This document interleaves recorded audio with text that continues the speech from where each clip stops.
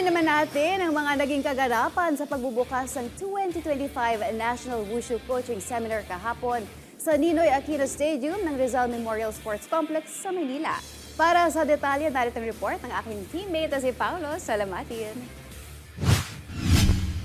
Naging aktibo ang unang araw ng 5-day event na 2025 National Wushu Coaching Seminar na inorganisa ng Wushu Federation Philippines na ginanap kahapon sa Ninoy Aquino Stadium sa Rizal Memorial Sports Complex sa Maynila.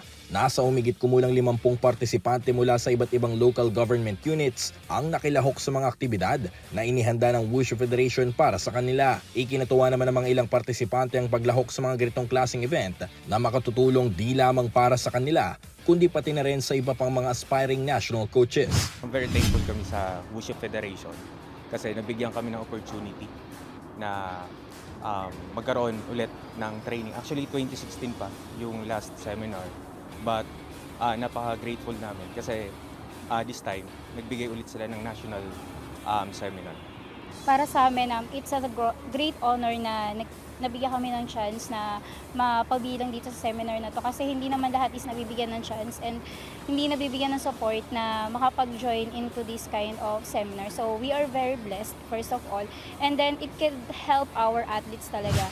Ang pagsasagawa ng mga ganitong klaseng event ay parte ng pagpapalakas ng grassroots program ng Wushu sa bansa upang makabuo ng homegrown coaches na pwede nilang magamit upang makapag-scout ng mga atletang may potensyal na mapabilang sa national team balang araw. Ilan sa mga nakitaan ng presensya sa Day 1 ng pagpupulong ay si 5-time Southeast Asian Games gold medalist Agatha Wong at iba pang mga national athletes na nakiisa sa pagtuturo sa seminar.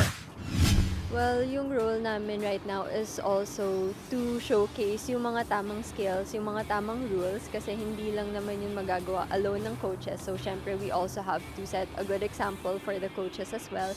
And I think napapansin nyo, a lot of the coaches also take videos because it's really hard to just listen. They have to visualize it and they also have to apply it in real life. So, later this afternoon, dun sa second session namin for the first day, we're going to be actually doing Wushu. So we will be teaching the coaches, the proper techniques and then also correcting them on their stances and forms. Ang National Wushu Coaching Seminar ay ginaganap kada 2 taon ng Wushu Philippines, ngunit naudlot ito noong taong 2020 dahil sa nangyaring pandemya. Ibinahagi naman ni Wushu Federation Philippines President Freddy Halasco kung gaano kalaking bagay na muling buhayin ang nasabing event ngayong taon para sa kanilang grupo. This is the first on my term as president. Kasi mas gusto ko talaga yung marami tayong coaches na ma-develop because sila yung tutulong sa amin, most especially for the grassroots development program. And marami kaming naka-kalendaryo para dun sa grassroots program namin na kailangan namin ng mga coaches.